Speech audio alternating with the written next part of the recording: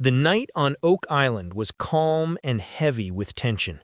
The sea barely moved, and the air felt charged, as if something extraordinary was about to happen.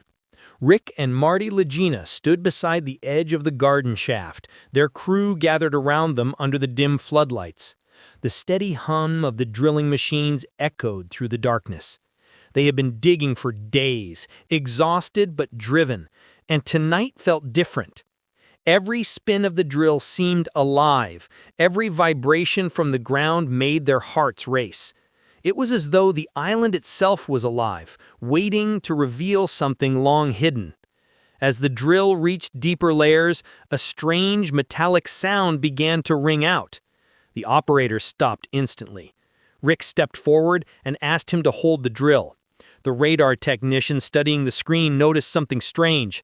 His reading spiked, and a red light began flashing. The signal showed a large, solid object buried below, but it wasn't wood or rock, it was metal. Marty turned to Rick, eyes wide with disbelief. Both men knew they might have finally found what generations had searched for. For over 2 centuries, people had dug into Oak Island soil, chasing stories of hidden treasure. Some said pirates buried it, others swore it was connected to the Knights Templar, and a few thought it was nothing but a myth. But that night, standing in the cool air with machines whirring softly, the myth suddenly felt real. The excavator's arm moved slowly, clearing more soil. The team watched in silence as metal scraped against stone. Then came a loud clang, followed by a deep vibration that shook the ground. Everyone froze. Rick walked closer, knelt in the damp soil, and brushed the dirt away with his hand. Something solid shimmered faintly under the light, an old metal surface coated in rust and mud. It wasn't clear what it was, but faint markings could be seen on it. Circles, lines, and crosses carved into the surface. Marty leaned in and whispered, "This doesn't look natural." Rick nodded slightly, saying quietly, "This might be it." The team began to dig carefully around the object until they revealed more of it. The markings became clearer, symbols resembling the Templar cross inside a circle. The atmosphere grew thick and uneasy. A cold wind moved through the pit, and someone murmured, "Something about this place feels wrong." The camera lights flickered, and even the air seemed heavier. Finally, the object emerged fully. It wasn't a flat panel. It was a large, sealed metal chest, ancient and coated with rust. With effort, they hoisted it up using the crane. The chest was heavy, almost unnaturally so, and when it touched the ground, one crew member's compass began spinning uncontrollably. "That's odd," the scientist muttered. "It's reacting to something magnetic." Marty looked concerned. "Is it safe?" he asked. The scientist shook his head. "I can't say, but whatever is inside is generating a strong field." They decided to wait until they could measure the energy and radiation levels. Rick stared at the chest and said quietly, "We've come too far to stop now." The waves crashed faintly in the distance, as if the ocean was listening. When they finally opened the chest, everyone crowded closer. The hinges groaned, and as the lid lifted, a metallic creak echoed. Inside was dirt, bits of stone, and a cloth wrapped around something shiny. Rick carefully peeled back the cloth, and silence filled the air. Beneath it lay gold coins, gemstones, and strange relics. The light from their lamps reflected off the gold, casting a warm glow over the pit. Marty exhaled. "It's real," he whispered. The coins bore old European emblems and marks dating back centuries. Among the treasures were small metal objects shaped like crosses and symbols no one could identify. Rick lifted one and noticed faint carvings on the back, letters in a script he didn't recognize. The experts leaned in. "These aren't random. They resembled Templar inscriptions." His words sent chills through the group. Could the legendary treasure of the Knights Templar truly have been buried on Oak Island? Rick and Marty exchanged a look. They always believed the island's mystery was deeper than gold, and now it seemed to touch history itself. But even as excitement filled the air, a strange energy surrounded them. The cameras later showed flickering lights that hadn't been visible in person, strange flashes darting around the chest. Samples were sent to a lab for testing. When the results arrived, the scientist's voice trembled as he read them. "This metal doesn't match any known alloy," he said. "It contains elements not naturally found on Earth." Marty frowned with disbelief. "Are you saying it's not from here?" The scientist hesitated. "I'm saying it's impossible to explain." Rick was quiet for a long time. Maybe this island isn't just about treasure. Maybe it's about something far beyond our world. Days later, new radar scans revealed another chamber nearly 200 feet deeper than the first. The outline appeared to show a sealed stone room with a massive object in its center. Without hesitation, Rick ordered another dig. But as they drilled, the equipment began to act up. Electrical interference, static, and strange tremors rippled through the ground. "It's like something down there doesn't want us to dig," one worker said uneasily. When they broke through the rock layer, a rush of cold air escaped. The smell was metallic and old, and the lights flickered again. Peering into the opening, they saw a round stone chamber carved with the same symbols. At its center was another box, larger than the first. The crew descended carefully. The chamber was cold, and a low humming sound pulsed from the walls. Marty traced his hand over the carvings. "These are the same signs," he said. "It feels like they wanted us to find this." Rick replied, "Or maybe they wanted us to warn us." The hum grew louder as they approached the box. After a long pause, Rick whispered, "Let's open it." With effort, they pried the clasps loose. Inside were gold artifacts and scrolls wrapped in oilcloth. The writing was ancient, and though faded, still readable. "This is medieval," one expert said softly. The scrolls showed drawings of strange devices, star maps, and text written in an unknown language. Before they could analyze them, a convoy of black SUVs arrived the next morning. Men in suits stepped out with government papers and declared the site restricted. "This is now a national security zone," one said firmly. Rick protested, but they wouldn't explain further. The crew was escorted away, the cameras shut off, and Oak Island fell silent again. News spread online, sparking thousands of theories. Some believed they'd uncovered Vatican relics. Others claimed alien artifacts. A leaked message from Marty read, "We found something unexplainable, but we're not allowed to talk." The question grew louder. If it was just treasure, why the cover-up? Experts analyzed leaked photos and confirmed the coins matched 14th century European designs, but the metal fragments seemed impossible for that era. These objects were forged using extreme heat, far beyond medieval capability, one scientist said. Another added, "This doesn't rewrite history, it erases it." Weeks later, Rick appeared in a private interview. He looked pale, haunted. "We went looking for gold," he said quietly, "but what we found wasn't gold. It was something that shouldn't exist." His voice trembled. "Some secrets come with a price." He refused to elaborate further. The video went viral, fueling endless debates. Some said he looked terrified. Others thought he'd seen something divine. From then on, Oak Island was no longer just a legend about hidden treasure. It became a story about the limits of human discovery. Scientists argued it was natural geology, but few believed them. Rumors spread that Oak Island sat on a global magnetic line where the Earth's energy fields crossed. Maps and diagrams filled the internet, each claiming to explain what the Luginis had found. In a closed conference, they later studied a holographic projection of the chamber.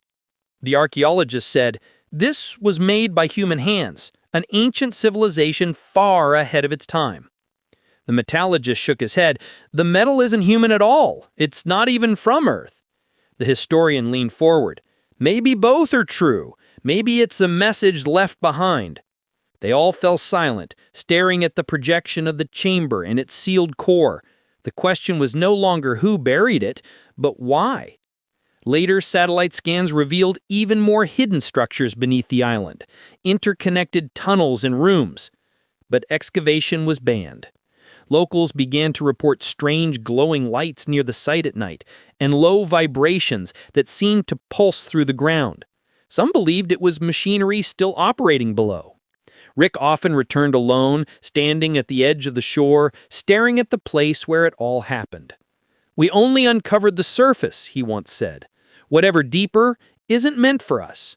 Marty agreed, admitting in private, "We didn't find treasure, we found knowledge, and maybe humanity isn't ready for it." Years passed, and Oak Island faded back into legend, but this time it was a legend grounded in truth. Researchers continued searching records and maps, convinced that the treasure linked to a greater network across the Atlantic. But without access, all they had were questions. In one of Rick's last interviews, he said quietly, "We found something that made me realize how small we are compared to the history buried beneath our feet." When asked if he'd ever dig again, he smiled faintly. "Maybe one day, when the world is ready." Oak Island remains silent, its secrets still buried. The waves roar. As fans continued to debate Robin and Cody's latest family move, one topic kept coming up repeatedly: Dayton's sudden disappearance from both the show and family activities. Viewers noticed that Robin, who once proudly referred to Cody as a father sent by God for her kids, now barely even mentions her eldest son. This silence has caused an uproar online, with fans wondering if something deeper happened behind closed doors. Dayton was always seen as quiet and loyal to his mom, and in earlier seasons he seemed to deeply respect Cody. But in recent years, everything changed. His absence from family events, lack of social media posts, and complete detachment from the sister wives' cameras all suggest there may have been a serious fallout, possibly even a decision made by Cody or Robin to cut him off for good. Many longtime fans recall that Dayton's relationship with Cody was always complicated. While Cody publicly called him his son, behind the scenes there were rumors that Dayton struggled with Cody's strict control and unrealistic expectations.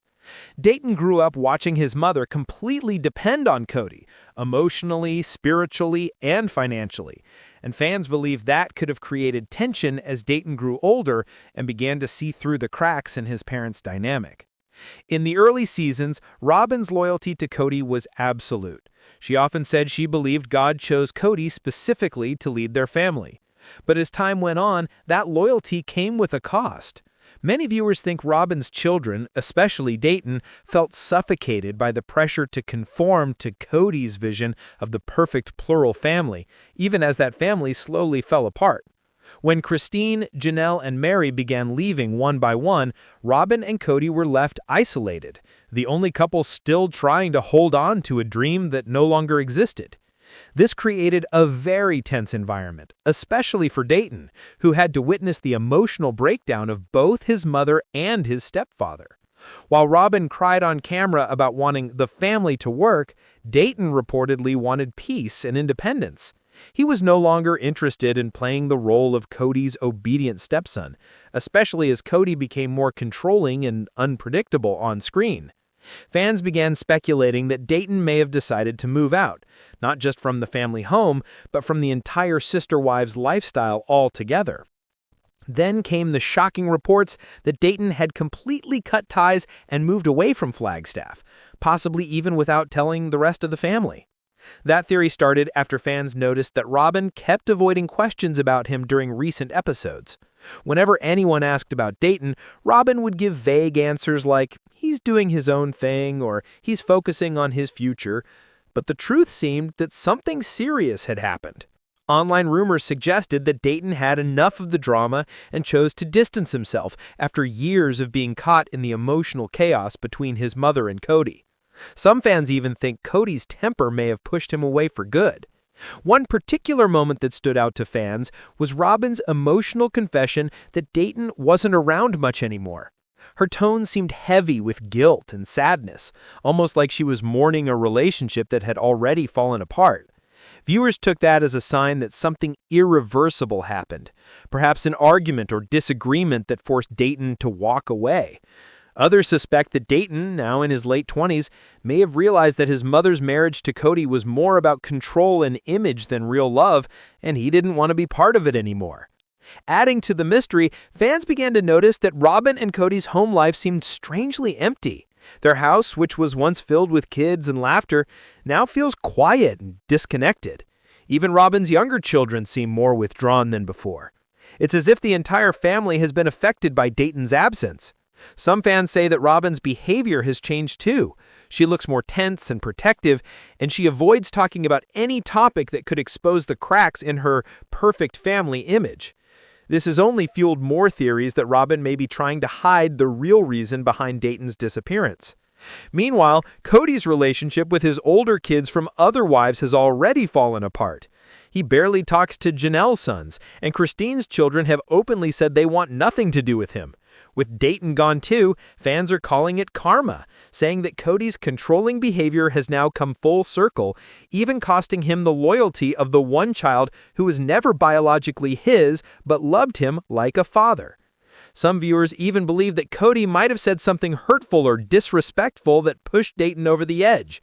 Considering Cody's history of emotional outbursts and favoritism, it wouldn't be surprising if he handled things poorly.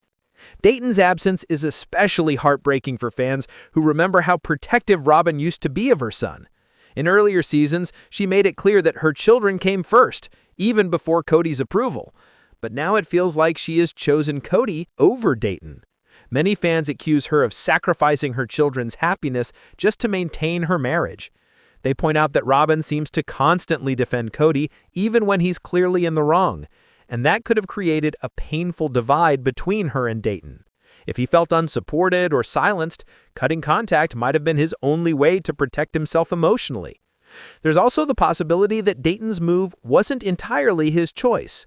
Some online discussions claim that Robin and Cody may have pushed him out after repeated disagreements. Dayton was known to have strong opinions, and as he matured, he probably questioned many of the beliefs and choices his parents made.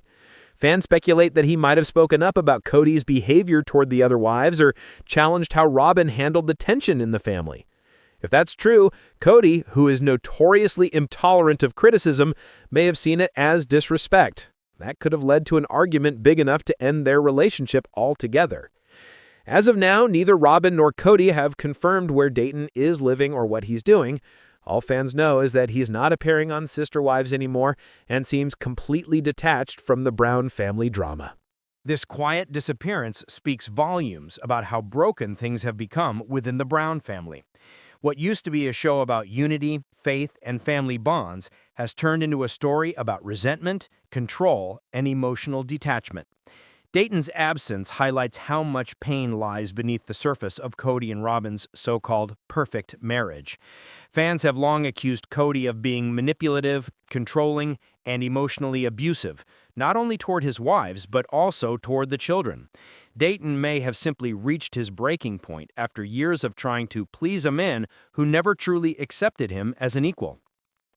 Many viewers have also pointed out that Dayton's bond with his biological father was quietly erased from the show's narrative. When Robin joined the family, she insisted that Cody legally adopt her kids so they could all share his last name and become part of the Brown family.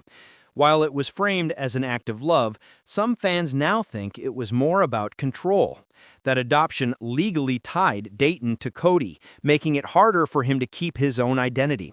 As Dayton grew older, he might have realized that this was never about what was best for him, but what made Cody look like a devoted father on camera.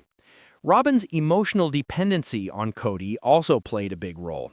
She built her entire life around him, her faith, her family, and even her public image. For years, she seemed to think that obeying Cody and defending him no matter what was her duty as a wife. But that loyalty came at the expense of her own children's happiness.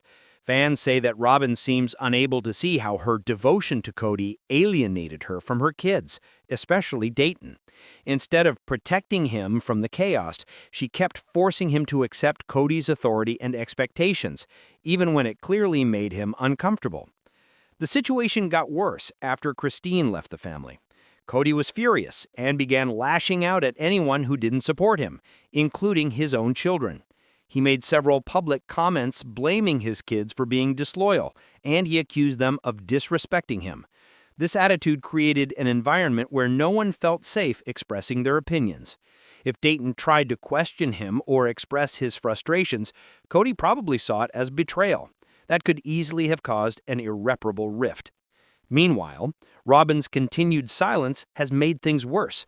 Instead of addressing what really happened, she keeps pretending everything is fine.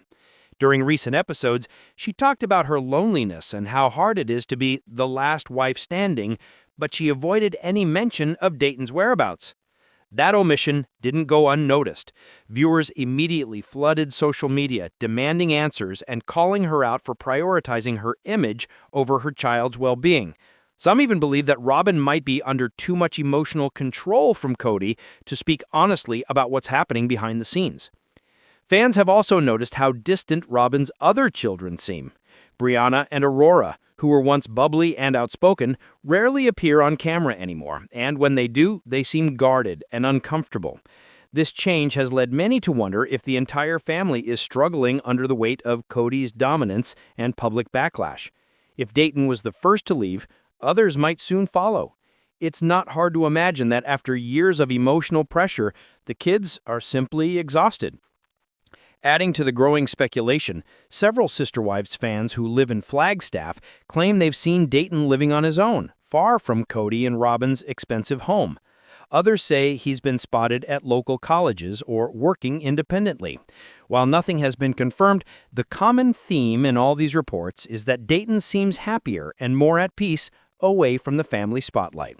That's what makes this situation so heartbreaking for fans, because if true, it proves that leaving Cody might have been the healthiest decision he ever made. The irony is that Robin once claimed she joined the family because she wanted her kids to have a father figure. She believed Cody would provide stability, guidance, and a loving male presence that their biological father couldn't. But over the years, it became clear that what Cody offered was conditional love, love that required obedience, loyalty, and silence. The moment anyone questioned him, that love vanished. This pattern played out with his wives, his older children, and now, apparently, with Dayton. It's the same cycle repeating itself. Many fans are now demanding that TLC and the Sister Wives production team address Dayton's disappearance in the upcoming episodes.